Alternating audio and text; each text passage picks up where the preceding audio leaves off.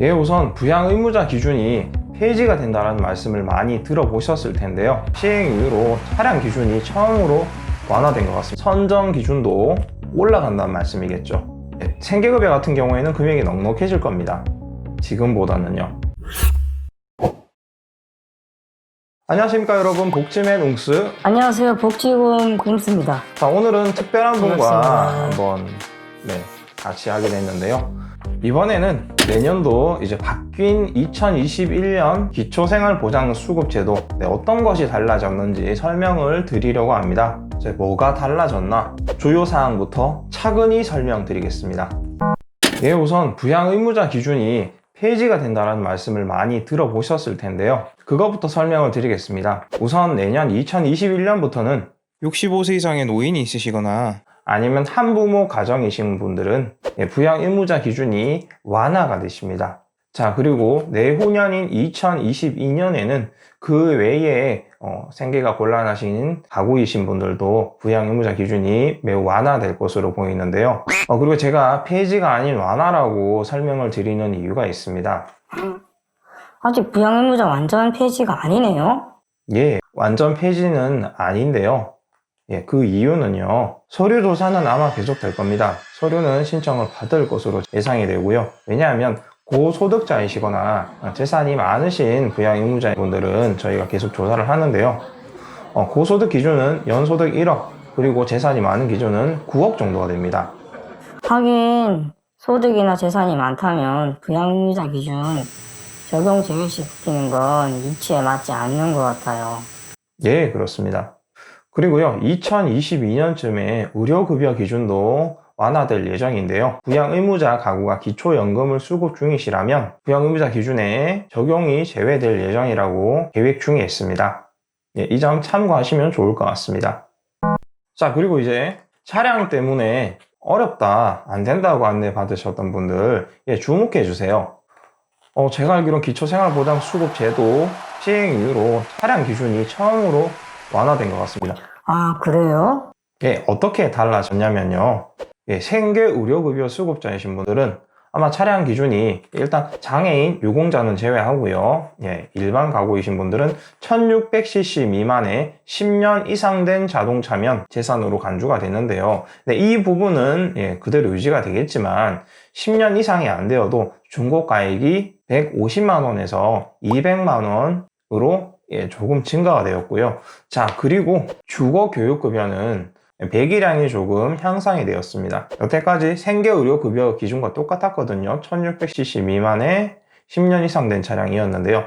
자, 이제 주거교육급여는 2000cc 미만의 10년 이상 된 차량 혹은 중고가액이 10년이 안 되더라도 500만 원 미만이면 일반 재산으로 간주가 됩니다. 자, 그리고 한 가지 더 있습니다. 이번에 추가되었는데요. 다자녀 가구 있지 않습니까? 아마 5인 가구 이상 다자녀 가구, 아마 부부 아래에 3인 이상 자녀가 있는 분들, 학령기 아동이 포함된 가구를 말씀을 드리는데요. 자, 그 가구는 2500cc 미만의 7인승 이상 승용차가 있다고 해도 소득이 아니라 일반 재산으로 간주가 된다고 이렇게 되어 있는데요. 명확하게 아직 정리가 된 부분은 아니라서 이렇게 바뀔 거라고 공고가 되었습니다. 다자녀 부분이 눈에 띄네요. 예, 그렇습니다. 다자녀 부분이 눈에 띄는데요. 그래도 생계의료급여 기준은 크게 변경된 게 없어서 아쉽습니다.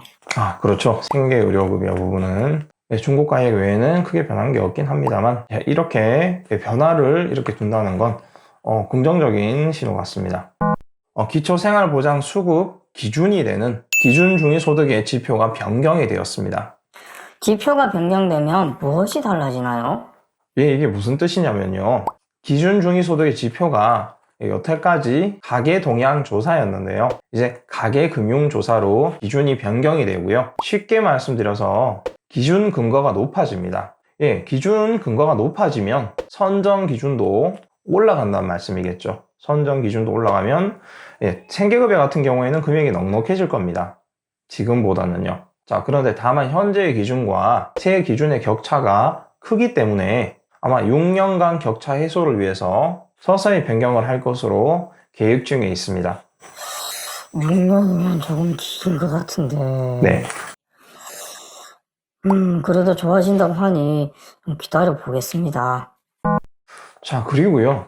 여러분, 이건 알고 계셨나요? 기초생활보장 수급 가구의 90%를 차지하는 가구 유형이 1, 2인 가구였습니다. 거의 대부분의 기초생활 수급자들이 혼자이시거나 아니면 두 분 정도가 되신다는 얘기인데요. 90% 이상을 차지하는 1, 2인 가구의 생활보장을 위해서요. 가구 균등화 지수라는 것이 있습니다.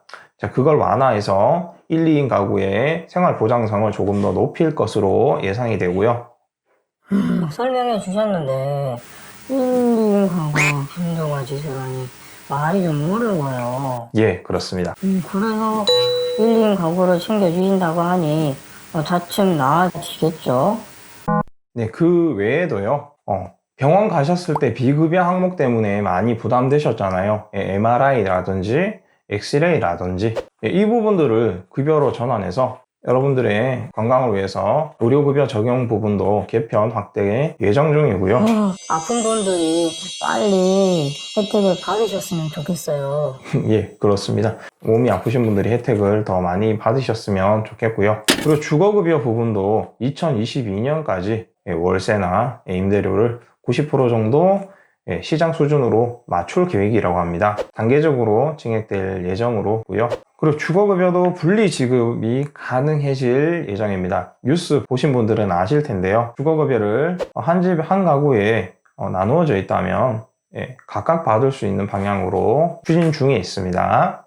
그리고 교육급여는 부교재비, 학용분비 이런 식으로 나누어져 있었는데요. 교육활동 지원비로 통합이 됩니다. 금액은 전반적으로 증가되었고요. 받아보시면 아시지 않을까 싶습니다. 그리고 현재 자산형성 통장이라고 있습니다. 희망키움 통장이라든지 희망키움 통장 2, 청년저축계좌 이런 것들이 있었는데요.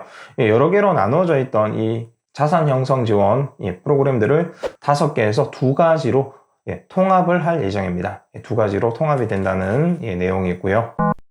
2021년 기초생활보장제도 제가 굵직한 것들만 설명을 드렸는데요. 많은 부분들이 달라졌습니다.